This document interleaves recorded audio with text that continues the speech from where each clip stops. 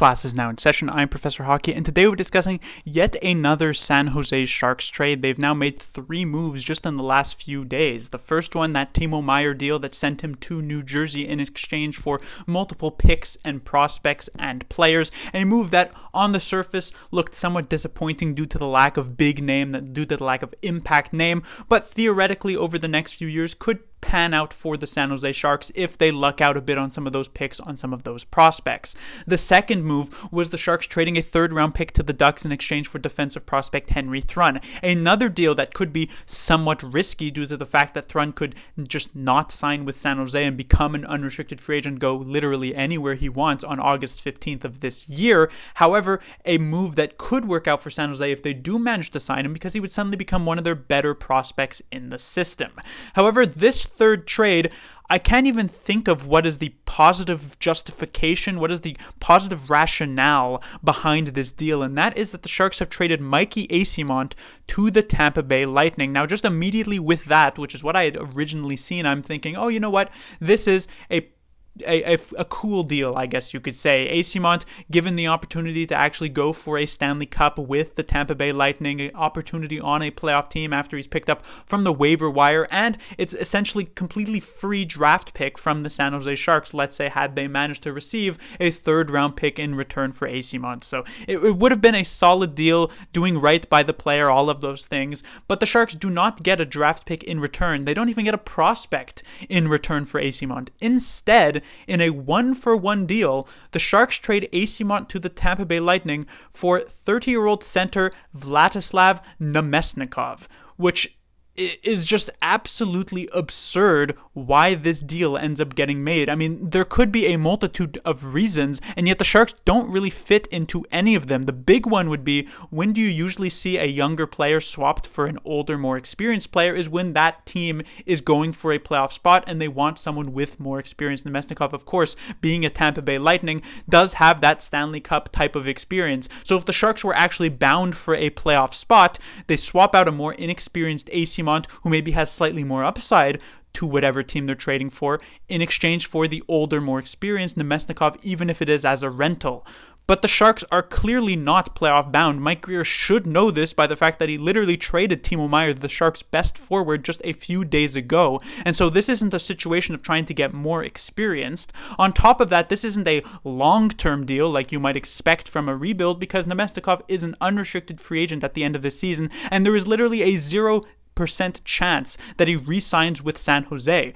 Meanwhile, Eyssimont is a restricted free agent. He does have arbitration rights, which does somewhat complicate things, but it is a situation where the Sharks definitely could have retained Eysimont's services rather easily. And so you're not going for the long-term move here. So what is the idea behind a trade like this?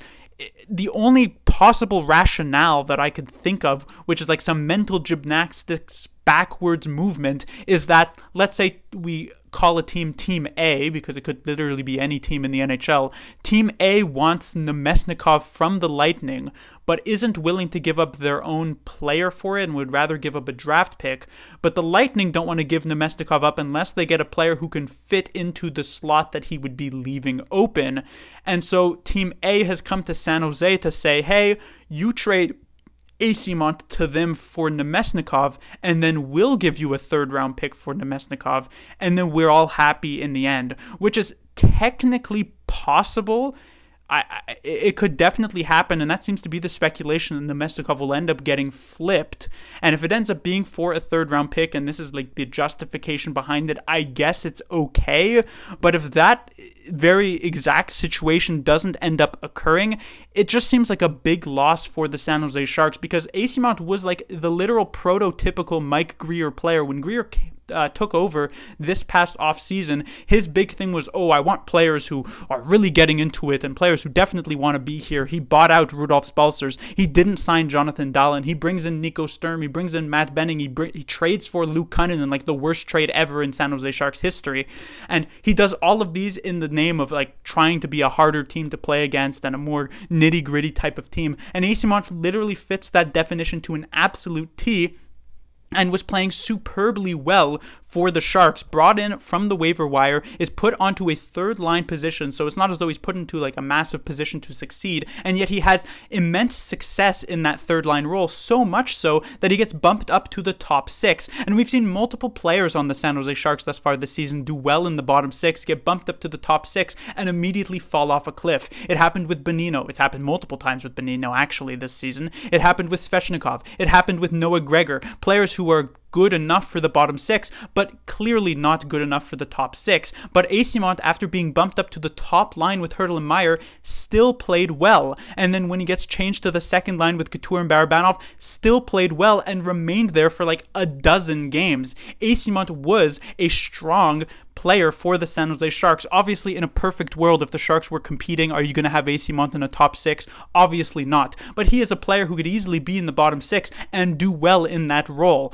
Eyssimont is 26 years old, certainly, and maybe doesn't fit into that rebuilding window, so I'm not saying that Eyssimont needed to be here for the next 10 years of his career, but he is like the literal perfect transitionary forward to still have on your team when you are rebuilding, to make yourself a tough team to play against, to make yourself a team that could like develop younger prospects who, even though Eyssimont is still relatively young himself at 26, that's the type of player you kind of want to play as, the type of player who puts in that 100% effort every single night. Namestnikov, no offense to him, but he's not going to have that same impact, especially since he won't be on the San Jose Sharks past this season. So it is just completely mind-boggling why this deal gets made. It could only make sense in this weird flipping situation that for whatever reason the Sharks couldn't just act as like a third team in, like we saw from the Coyotes do with the Patrick Kane deal just yesterday.